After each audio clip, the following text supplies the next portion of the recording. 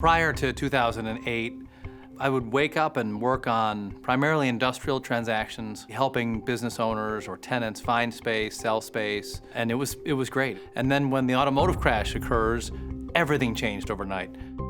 I would say it was scary because if the Chrysler stamping plant could close, then far more could close also. I mean, there's a lot of examples of buildings that were abandoned manufacturing plants that never got redeveloped. The Pentagon is 5 million square feet, so this was half the size of the Pentagon. The question was, would we be a part of it? Would someone else be a part of it? Would it be torn down and scrapped?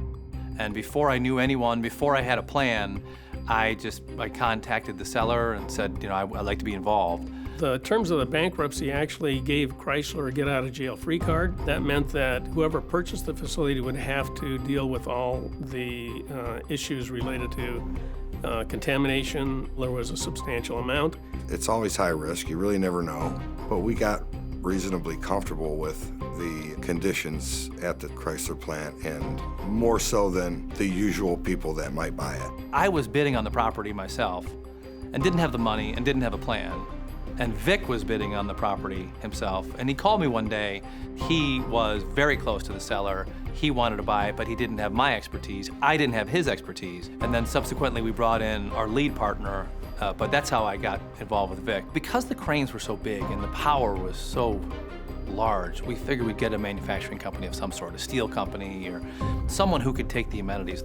A guy from Canada came to us, had a big plan to manufacture windmills and windmill blades on the property. And he needed it soon. I wanted to buy the building to lease it to the windmill manufacturer. But at the end of the day, he literally disappeared and put us in a little bit of a jam. So we tried to keep it up, and we held out for probably 8 or 9 months, and it cost a lot of money every month to keep it alive. It would be hard to find someone in good times. Everyone was shutting down and cutting back. The city really did have a fear that their worst dreams would come true. The building is sitting there for 10, 20 years without a purpose and without an occupant.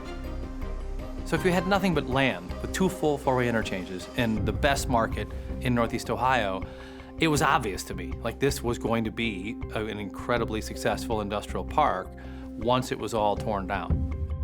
Initially, you kind of take it down like opposite of the way you put it up. And we took it down systematically and cut it up as we went.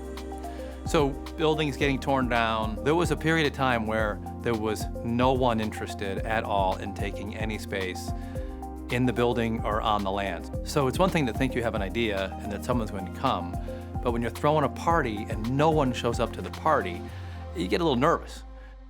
Out of the blue comes a company that is called Vistar Foods. They're in the popcorn and candy business for the movies. And I guess in the bottom of the recession, the one thing that's doing super well are people are trying to forget how bad life is and they're going to movies. And these guys needed space, and they needed space in a hurry, and they needed someone to build them a building. So I called an old friend of mine named Bob Scannell from Scannell Properties, told him of our big plan, and I said, Bob, why don't you just take this small piece? He said, guys, let's all work together here because this is a big project. I'm a developer. This is a great site. And that's really when things turned around. We competed for the FedEx deal. They wanted one in this area to handle 15,000 packages a day. You put FedEx into any industrial park in the United States, all of a sudden you've got their stamp of approval of being a great park. 90% of the 165 acres is now occupied with buildings. FedEx, Amazon, Vistar, Berlin Packaging, Tire Warehouse. There's a national Duncan Consumer Products division and a spec building on site. Then we also have O'Reilly Automotive, which is coming in.